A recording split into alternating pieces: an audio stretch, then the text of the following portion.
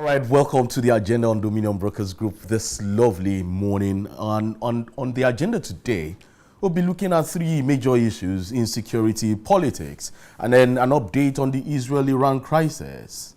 I am Chike Ubogo. Let's start this way.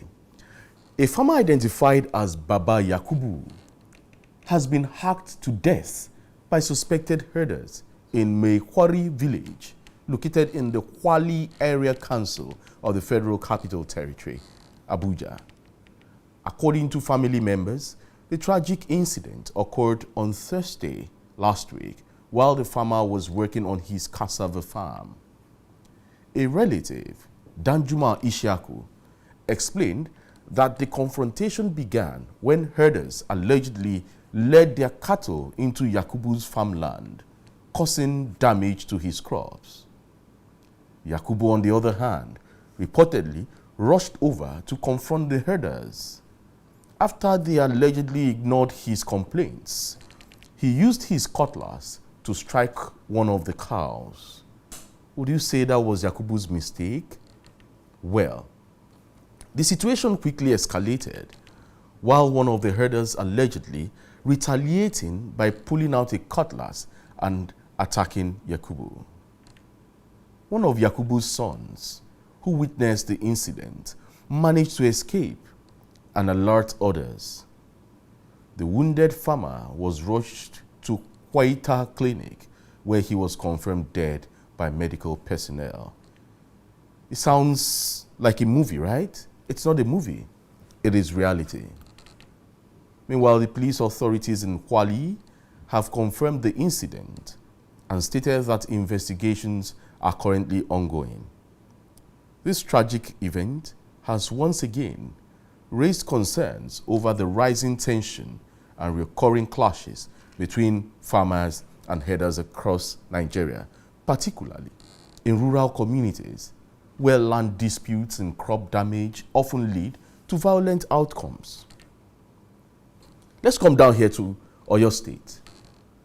In Oyo State, Commissioner of Police Johnson Adenola has appealed to the residents of Ilero community in the Wajowa local government area of the state for calm following the invasion by suspected herders that led to the death of one person and the abduction of two others.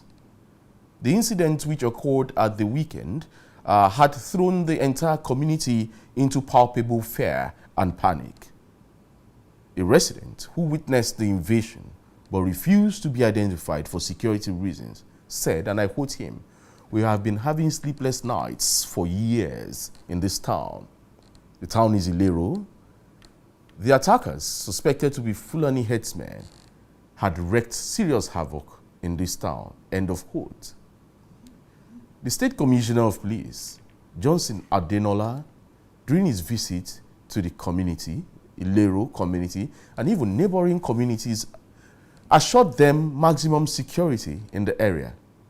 He reaffirmed the State Police Command's commitment to maintain relative peace in the state through sustained community engagement, strategic patrols, and intelligence-led operations. The Commissioner of Police urged the youth to cancel their planned protests to prevent them from being hijacked by criminal elements. Starting this discussion this morning with me in the studio here is our in-house analyst, public commentator, and social activist, Dolapo Charles Anjorin. Dolapo, good morning. It's good to have you again this week. Good morning, Mr. Chike. I'm delighted to be sitting alongside you, dissecting some of these issues this morning. Yes, looking at what we have here, especially on insecurity, it's been reports of farmer-herder clashes. But you see, I want us to look at it from a different angle and call a spade what a spade is called. Do you see it as farmer-herders clashes or herders' invasion on farmlands, thereby causing crisis? When they invade farmlands and you accost them, the next thing they become violent. Yeah, you see, we will call a spade, and we will not call it an agricultural tool. this morning. What is happening right now, is an invasion on farmland. It looks like state-sanctioned terrorism. This has gone beyond farmers-herders clashes. In the past, we used to have farmers-herders clashes. But, this insecurity when it comes to, Fulani herdsmen invading farms, it has metamorphosed, into terrorism. We have these guys killing, maiming, and abducting residents of communities, where they are innocent just because, they have cattle. And I think those cattle are just a smoke screen, Is actually a smoke screen. You see the cattle as a smoke screen. Yeah, to perpetuate. Some would also want to agree with you, because some owners of these cattle have been alleged to be even indigenes of the state. Indigenes, people who own it are not. Yeah, so they contracted it out to these herders. To help them nurture, feed, and everything, so that they can become fattened, for economic reasons. You see, what we are experiencing at the moment is an offshoot of the mistakes of the past. We used to have politicians especially in the northern hemisphere of this country, import mercenaries into the country. They arm them. And once they harm them like that, it's very, very difficult to disarm these people.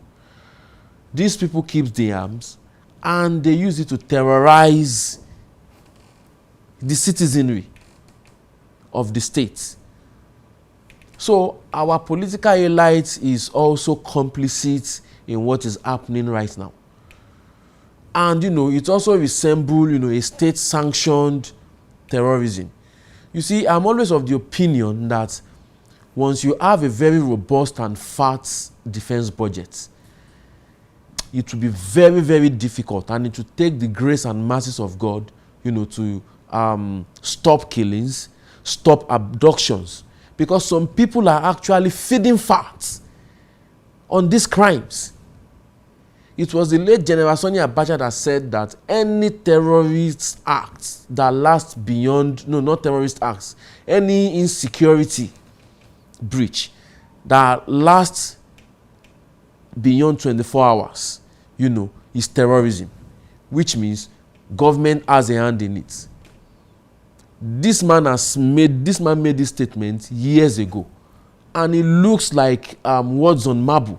So now the question is, we see these people causing these havoc and all that. When you accost them, asking them why they are invading your farms, they attack, like what they did to Mr. Yakubu. They attacked him and killed him. And then when you take these people to the relevant authority, they free them. What then happens to them when they get to relevant authority? You see, it's very even difficult now to defend yourself. Look at the case of that young man in Adamawa State. Is it not Joshua? I've forgotten his name. Herders invaded his farm. They wanted to kill him, and he defended himself, and it resulted into him killing the marauder that invaded his farm. He was taken to court. Now he has been sentenced to death. Even the Supreme Court upheld the judgment of the High Court and the Appeal Court. So when you look at these things, to even defend yourself against these intruders is even becoming difficult. Because if you defend yourself and at the end of the day, you ended up, killing the intruder, you will be killed. Because that's simply what the Supreme Court judgment, is telling us. Are they sacred? Back in the day, there's this maxim that says some people are sacred cows. They are not sacred.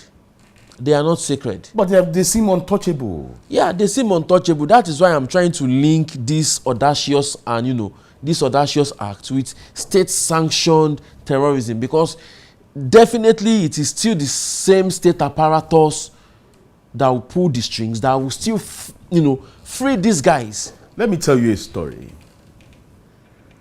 Our crew visited Oliole local government, Ogumakin village, precisely. And what we saw there, in broad daylight, people moving around, doing their economic activities, you see young herders wielding their swords like it is a normal thing in that community. I was worried. I asked questions. Don't worry, I'll bring you a comprehensive report on that story very soon. Busogoro village in Oliole local government is what you're seeing on the screen now. And this happened this morning. And today is the 25th day in the month of June, 2025. And this happened this morning. Herders with their cattle invading a farm and ravaging that farm, eating the farm up. When farmers try as much as possible to cultivate, they spend their energy, time, resources on acres of land.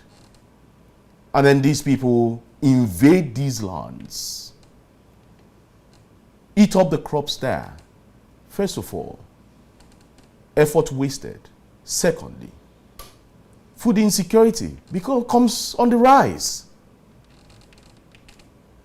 How do we mitigate this? We need to set an agenda for government.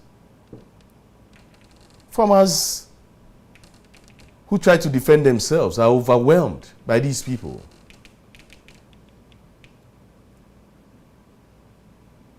Government needs to do something about this. And our security agents seem to be complicit, especially when these issues, these cases are reported to them. You want to ask the question, why are these people seeming to be on the right side, even when they, cause so much havoc? But let's leave that. I hope security agencies will do their best to making sure that these things are nipped in the bud. Let's go to politics now. More issues are emerging about the struggles of democracy in Nigeria and the roles of some individuals in the aftermath of the annulment of the 12th June 1993 election, popularly called the June 12 election. The latest controversy was arguably stirred by the honor granted by President Bola Tinubu on the 12th of June 2025 to many Nigerians who played key roles in the struggle to actualize the mandate of the winner of that election, acclaimed winner, late Moshood Kashimawo Olawale Abiola, popularly known as the MKO. In his initial reaction, former governor of Jigawa State, Sule Lamido, claimed that the President Bola Ahmed Tinubu today, did not honor the right people. And then you want to ask, who are the right people?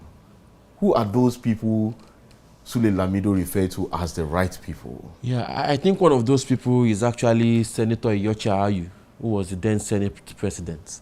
Senator Iyorchia Ayu was actually rallying the National Assembly, to prevail on the military government to install MKO Abiola. For the sake of our listener, Iyorchia Ayu, Senator Iyorchia Ayu, then Senate President in 1992, yes. Now happened to be the former embattled national chairman of the PDP. Yes. So he was the one that was trying to rally the whole of the National Assembly, to install MKO Abiola as president.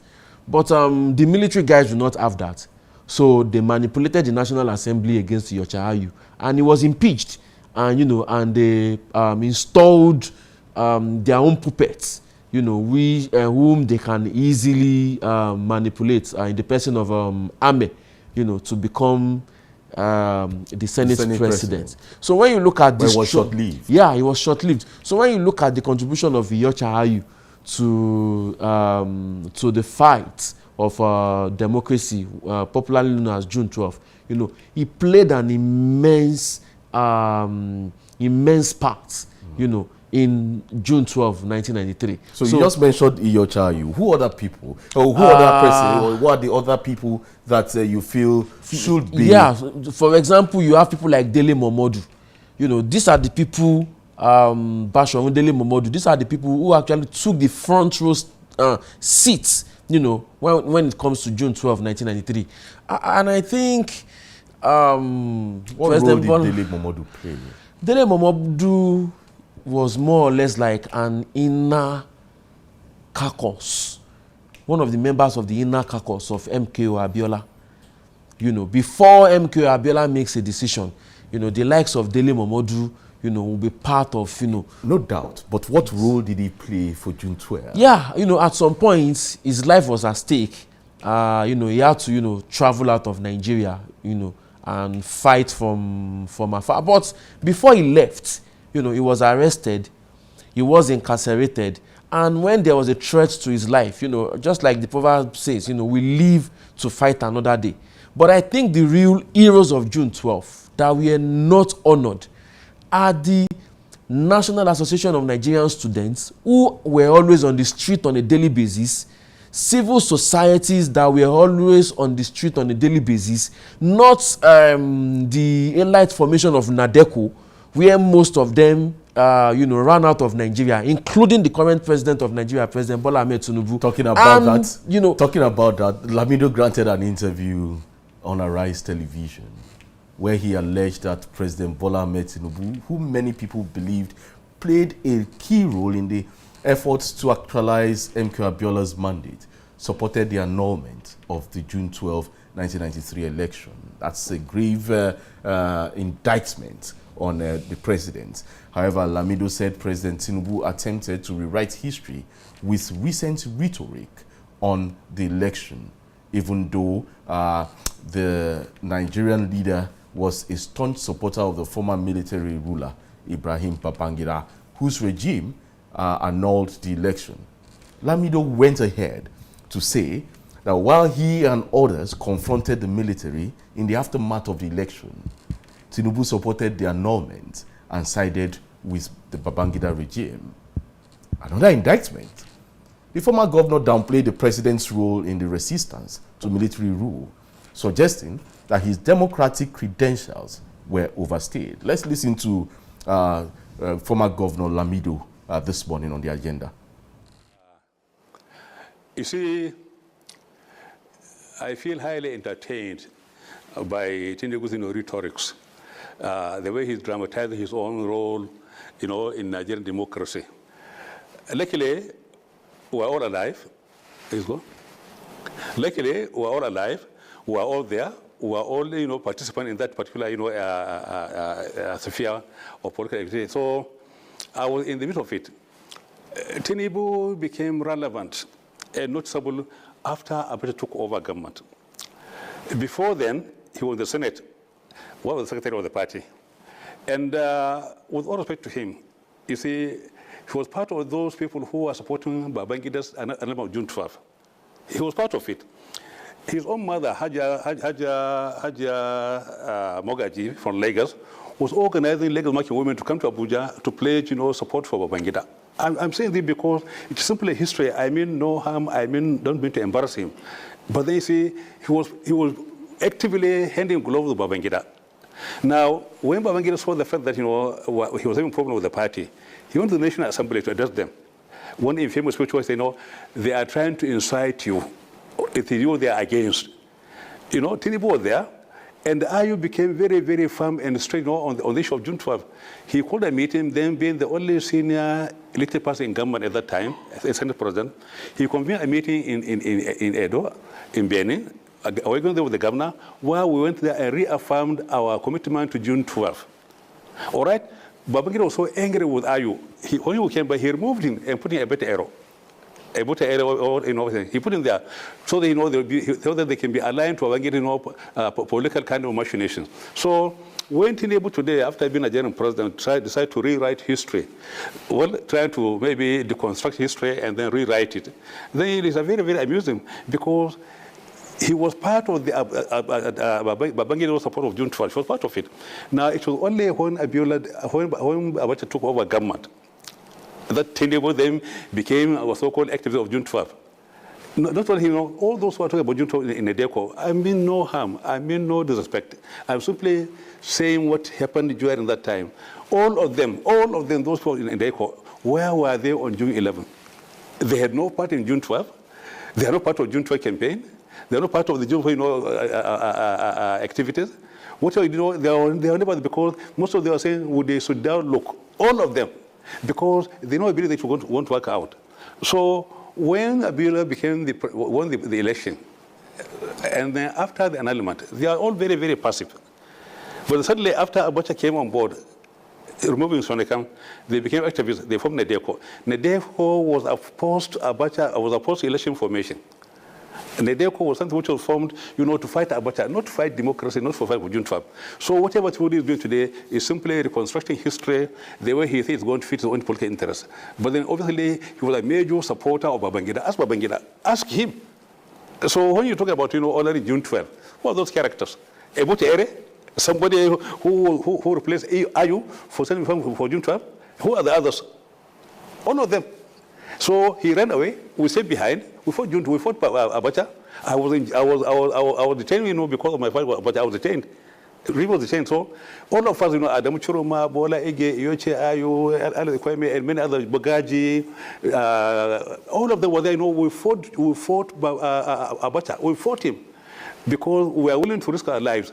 Tinubu ran away. He was not in the country. He only came back after the whole thing was, after the cause was very, very clear. So what I'm saying is, all those advocates of June 12, they are more concerned with the bath water rather than the baby.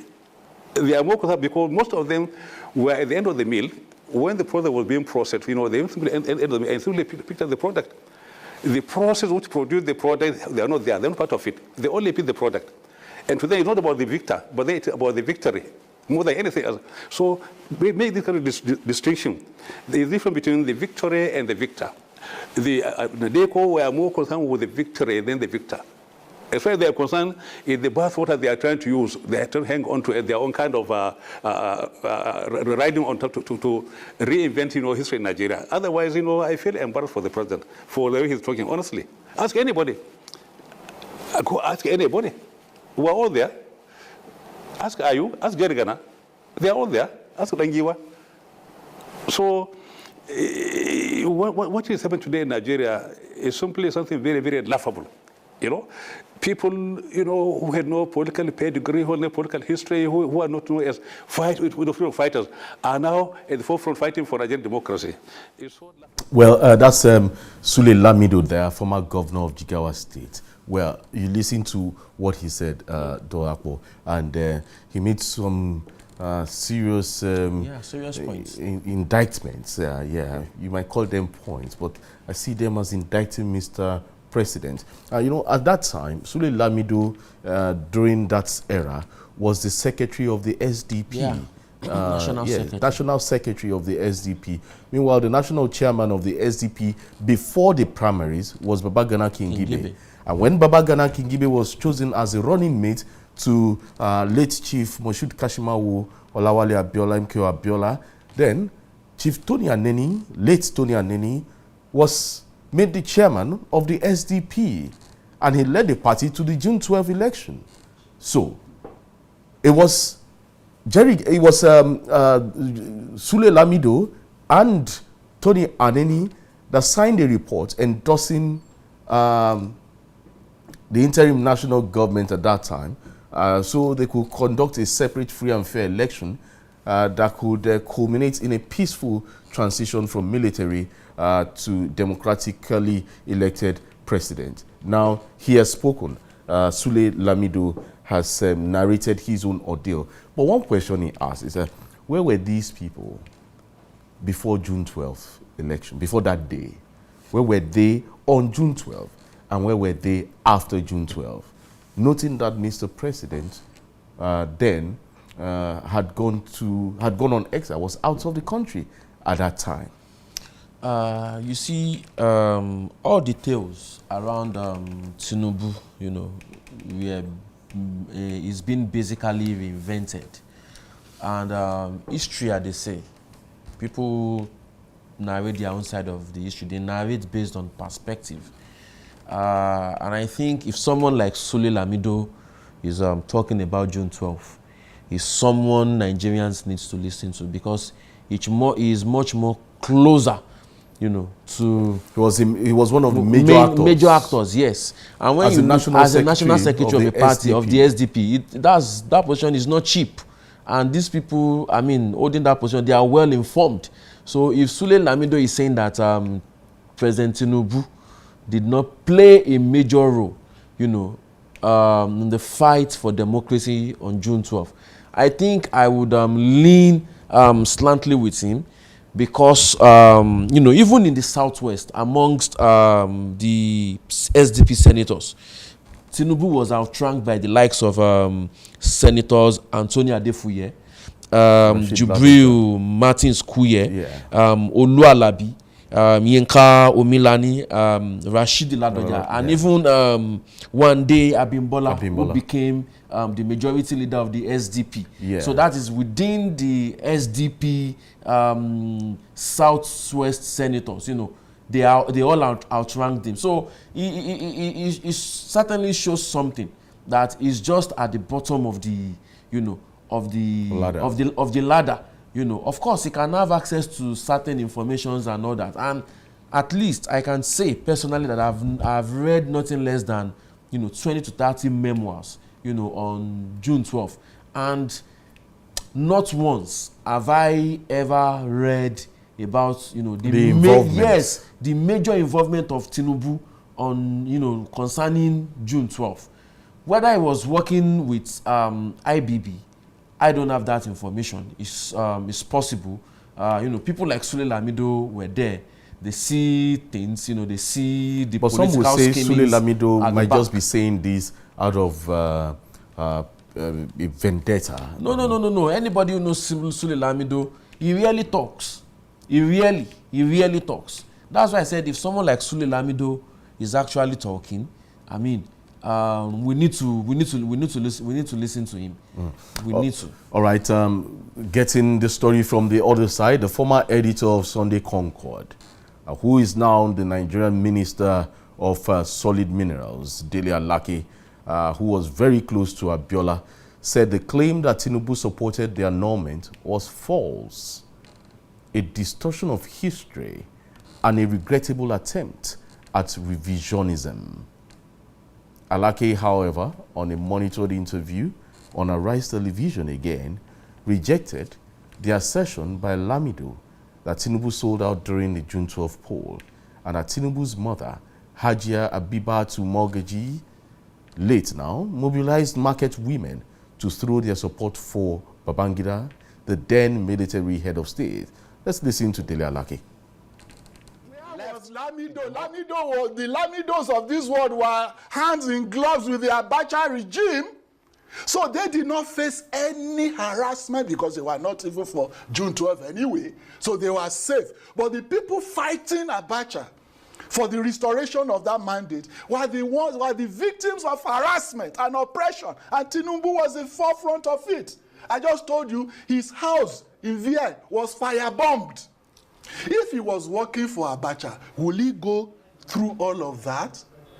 If I tell you how he even smuggled himself out of the country from Anthony in Lagos. He was holed in a clinic. If he's watching, I'm sure he will be smiling. He was holed up in a clinic to say that he was ill when the order came that he must be brought in dead or alive.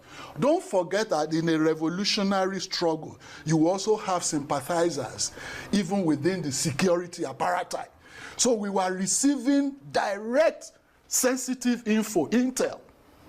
And that was why he disguised and left the country. And it wasn't only him. Professor Wole Soyinka was also hounded out. Professor Bolaji Akiyemi was hounded out. General Alani Akinrade was, General Akinrade's house in Okpedi was also firebombed before he left. And they grouped in London. I was editor of the paper, of the Concord, which we were using as the media, the voice to promote the struggle. So I also came under fire, intense fire. And so you had to leave too? And I had to leave too, and join forces with Ashiwaju, Professor Bolaji Akiyemi. Professor Wole Soyinka was making the rounds all over the world, giving talks against the regime at home. In fact, the NADECO meeting, the nucleus of the NADECO movement abroad in London, was the office of that NADECO was hosted by General Alani Akinrade, one of his flats off Edgware Road. That's where we met every Tuesday. Myself, Chief John Oyegu is still alive, who was former chairman of APC. He was with us in London on exile. Professor Akinyemi, like I said, the late Commodore Dan Suleiman was also there with us. And then the late Bobonwo Sisi was there with us. All right. Tokunbo Afikuyomi is still alive, was there with us. All right, Minister. That was the nucleus of NADECO abroad. And we were being funded by Ashiwaju Bola Ahmed Tinubu and General Akinrade. All right, well, it's an interesting one there, where you have Dele Alake rebuted all the claims by former governor of Jigawa State, Sule Lamido there. Well, you want to look at the role Tinubu played in June 12 saga. Well, you listen to Dele Alake there, coming out with names. Many of them are still alive, and then for verification's sake, that's what he just did now. But after intense fact-checking, contrary to what Lamido and the SDP leadership, Tinubu condemned the annulment of the June 12, 1993 elections. Tinubu also condemned the plan to conduct a new election by the interim national government, describing it as another coup d'etat and urged Nigerians to reject injustice. You just want to react to what Dele Alake just said now. This is the way I will react. I want to say that who is Dele Alake in the scheme of things to question what Sule Lamido has said? He was the editor of the Concord newspaper. I'm coming to that. Now, it's just like saying that a stranger, knows about the inner workings of the current president more than Dele Alake or Ganduje. They know their political schemings more than Dele Alake or Ganduje. Is that not absurd? Yes, it was just anybody who knows Chief MKO Abiola very, very well will tell you that nobody writes MKO speeches. MKO, with all the proverbs, the invocation he deploys in his write-up, in his speeches, MKO writes his own speeches himself. Basically, what it does is to give Dele Alake to correct syntax and grammar. That's all. So, Dele Alake in this interview is actually overestimating his importance, in the scheme of things when we talk about access to MKO Abiola's Minaka. Yes, he may have supported, of course, he supported MKO Abiola, and anybody who supported MKO Abiola was a target. Even if you are a 15-year-old boy or a 9-year-old boy and you are in support of MKO Abiola, you are a target for the then military government. Now, from Dele Alake's speech again, he said Tinubu condemned the interim national government's proposition to conduct a new election. And meanwhile, the main actor of this event, Chief MKO Abiola, was in cahoots with Abacha, was in cahoots with Babangida. As a matter of fact, it was Abiola who said that IBB should install an interim national government. And when IBB installed the interim national government, Abacha came on board. He supported Abacha to oust Ernest Shoneko in the thinking that Abacha would hand over power to him. MKO Abiola alienated his political subordinates. And party men, the likes of Sule Lamido, the likes of Shehu Musa, the late Shehu Musa Yaradua. So if Dele Alake is saying that Tinubu condemned the ING for trying to redo another free and fair election, meanwhile MKO was supporting the installation of a new interim national government, does this not also in a way speak to the assertion of Sule Lamido? Well, so when you look at it, this thing is just they are just perspectives. Everybody talking from their own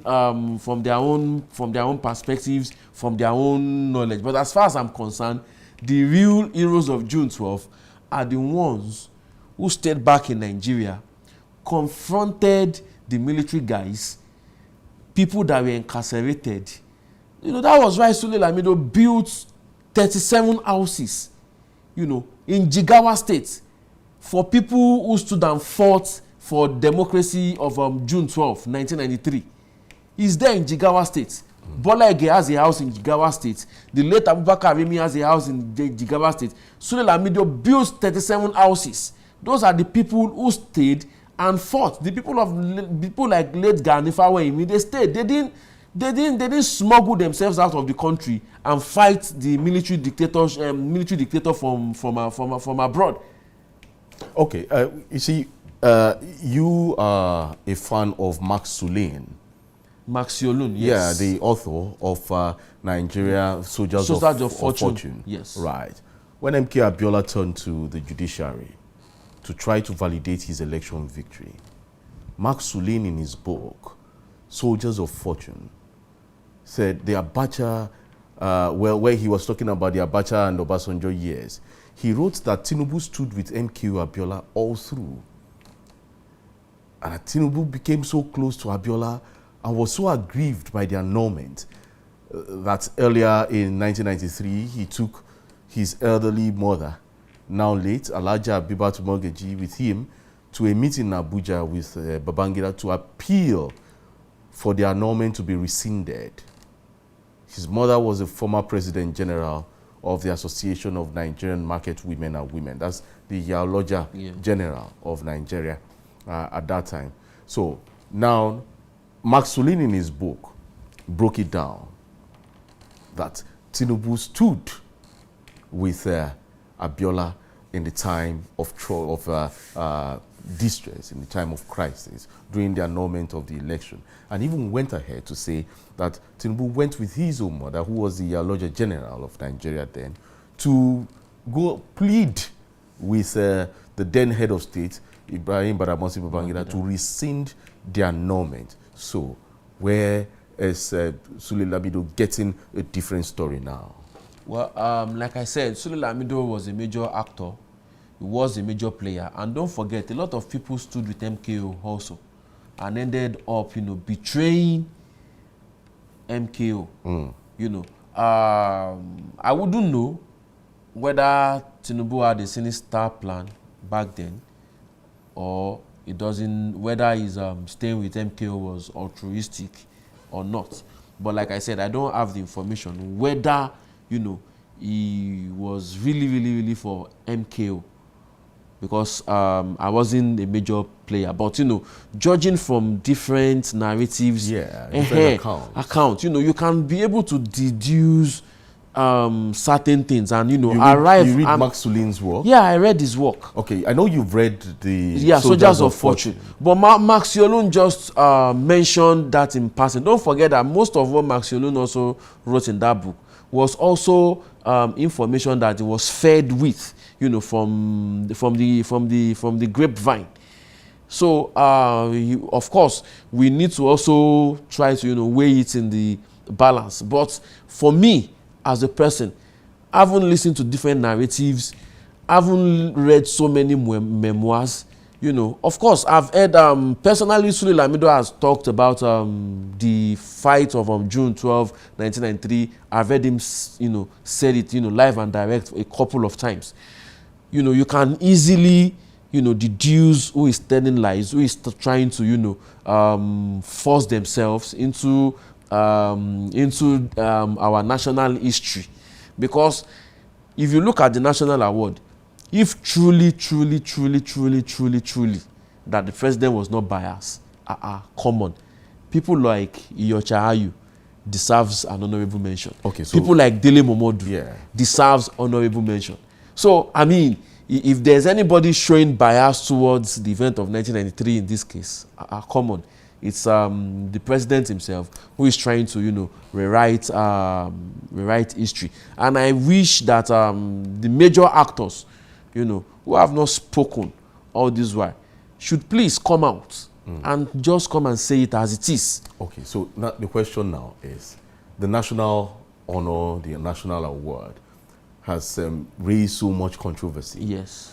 Should Mr. President have given that award at that time, or should he have just left it because he wouldn't be able to award everybody? He wouldn't have been able to honor everyone who partook in the June 12 crisis. Shouldn't he have just left it and just made a categorical statement, you know, honoring them by statement rather than giving individual awards? Yeah, you know, I also remembered Omoyele Sowore.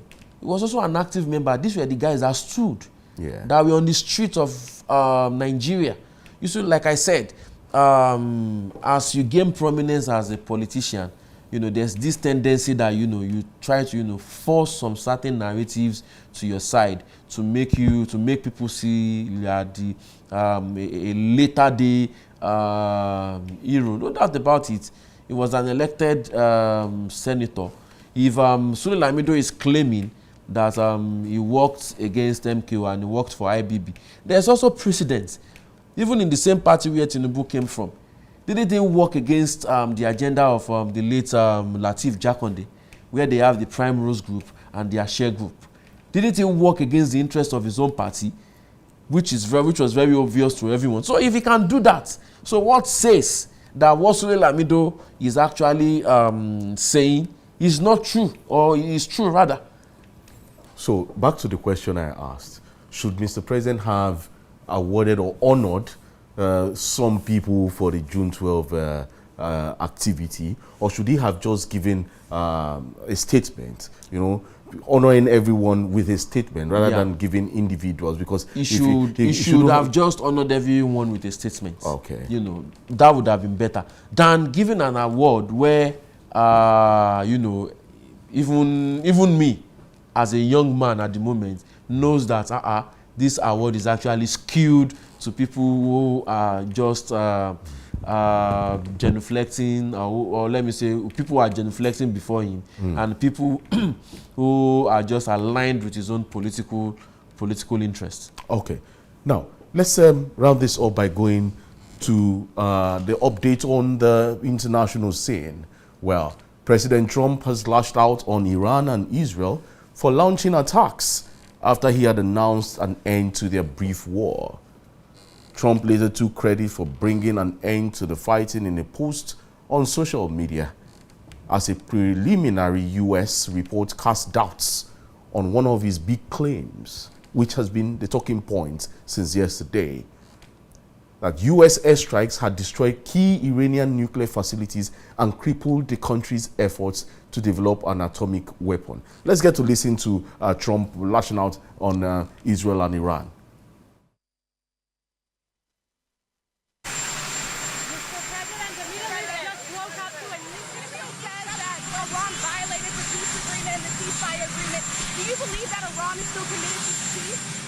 Yeah, I do. They violated it, but Israel violated it too. Are you questioning if Israel is committed? Israel, as soon as we made the deal, they came out and they dropped a load of bombs, the likes of which I've never seen before. The biggest load that we've seen. I'm not happy with Israel. You know, when I say, okay, now you have 12 hours, you don't go out in the first hour and just drop everything you have on them. So I'm not happy with them. I'm not happy with Iran either. But I'm really unhappy if Israel's going out this morning because the one rocket that didn't land, that was shot, perhaps by mistake, that didn't land. I'm not happy about that. You know what? We basically have two countries that have been fighting so long and so hard that they don't know what the they're doing. Do you understand that? All right, President Donald Trump there of the United States of America, he's not happy with Iran and Israel, despite the fact that they reached a truce. However, he says bombs were still being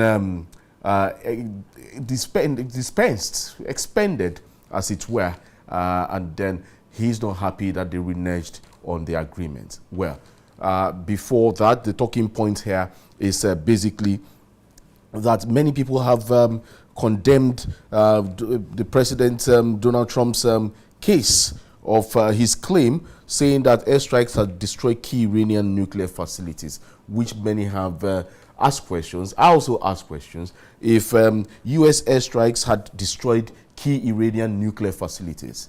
Then there was no report of radiation around that area, because when you destroy facilities where you have some nuclear weapons there should be radiation at least minimum of 100-meter radius within that space. However, there was no report of any radiation, and many people have been asking that question, suspecting the claims made by President Donald Trump. However, he's saying he's not happy with Iran, he's not happy with Israel, as the case may be at this moment. You see, the destruction of the nuclear sites, don't forget that it's underground. It is underground, and if it was actually destroyed, you would find the residue, at least in the atmosphere, where thermal instruments can, easily peak radiation. Perhaps, maybe, or just maybe, that what it destroyed were just components that were not, that has not fully been armed. Or I'm not an expert, when it comes to talking about nuclear bombs or atomic bomb. But the bottom line is this: if a ceasefire is actually needed in the region, Iran cannot, be allowed to have a nuclear weapon. We've seen how they have armed the Houthi groups, to kill innocent people in Yemen Republic. We've seen how they have armed the Hezbollah, when Hezbollah came in 1982. Over the years, we've seen how they have sponsored terrorist attacks, all over the place. So I think Iran should not be allowed to, own a nuclear weapon. And when you look at the two countries, pre-1979, they were best of friends. It was actually the Israeli Mossad, that trained the intelligence police of Iran.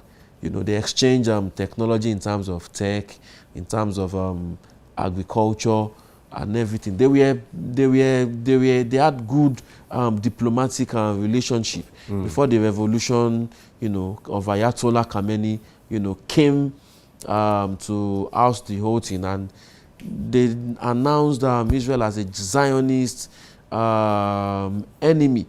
And from there, they said they are illegal occupants of Muslim lands. And, from there, hostilities began. And, this is the very first time in the history of this crisis where the two countries, would actually face themselves and, throw missiles and all manner of bombs against each other. Before, it's always a shadow war from the Iranian government. And using third parties. Yeah, using third parties. Especially when you look at Hamas, Hezbollah, okay. Houthi. Yeah. So when you look at that, you find out that, there's no love lost between these two countries. But it's very, very imperative, and it's very, very important that a ceasefire is needed at this point in time, at least for global peace, you know, you can stability. see that, and stability. Yeah, but we just have to go now. Thank you, Dolapo Anjorin, for featuring on the agenda this morning. Let's keep this discussion and the conversation going. You can follow us on all our social media platforms on YouTube, Instagram, Facebook, and TikTok. The handle is at Dominion Broadcast, and on the app X is at Dominion Cast.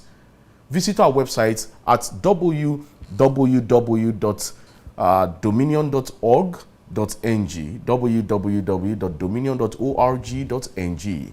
My name is Chike Ubo. Do have a very peaceful day and stay safe.